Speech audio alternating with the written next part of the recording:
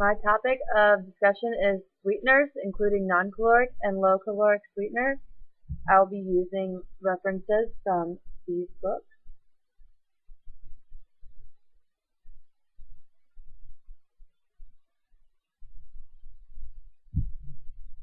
So to start out, a sweetener is a non-sugar, natural, or synthetic compound which imparts a sweet sensation and possesses no or negligible nutritional value.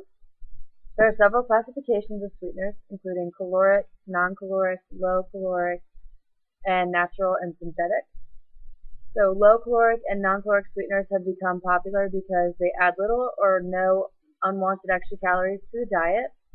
You need only a fraction of sweetener versus sugar. They're popular to help with weight control, and they're also great for those with diabetes who are trying to reduce their sugar intake. They've become especially popular in the more recent years because diet trends and fitness trends are growing significantly in America. Sweeteners are many times sweeter than sucrose, with the exception of polyols, which is going to be my first topic of discussion today. So polyols are, when they're added to food, they add sweetness, bulk, and contribute to the texture of the product. They naturally occur in certain fruits and vegetables.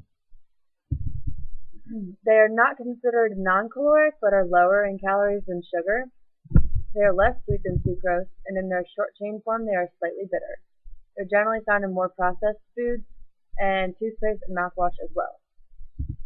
Polyols can possibly cause diarrhea in adults and children under excess concentration. So next I'm going to talk about saccharin, which is of the sulfoamides family and is often associated with cyclamate, which is another popular sweetener. It is 300 times sweeter than sucrose and has 0 kilocalories per gram. It has a bitter metallic aftertaste, which is increased in heated products. It's used in beverages such as fruit juices as a sugar substitute. It is required to have a health warning statement on the packages because it has been traced to cancer in laboratory animals.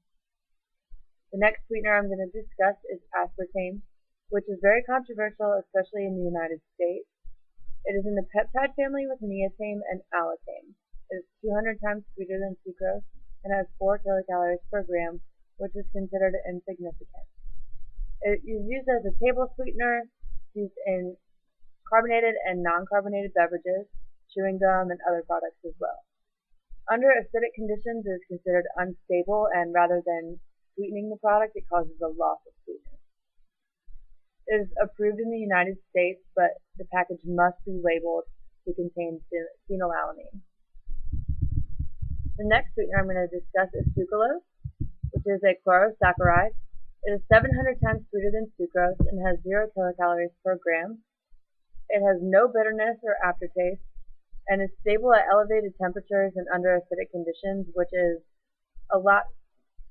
different than what we usually see with the common sweeteners. It is a tabletop sweetener used in baked goods, dairy products, juices, and many other products. It is considered safe and requires no warning label, unlike other sweeteners such as aspartame, and has had no problems with the FDA regulating it or disregarding it as a sweetener that is used in the United States. The final sweetener I'm going to discuss is stevia. It is from the leaf of stevia plants, and it is a mix of steviol glycosides, and steviol is a diterpene, and it has glucose and rhamnose sugar. Stevia is 40 to 300 times sweeter than sucrose and has 0 kilocalories per gram. It is heat and acid stable but may have a bitter or licorice aftertaste. Stevia extracts associated with highly common names on the market are Truvia, which is associated with Cargill and Coca-Cola, and Purevia, which is associated with PepsiCo. And that concludes my presentation of non-caloric and low-caloric sweeteners.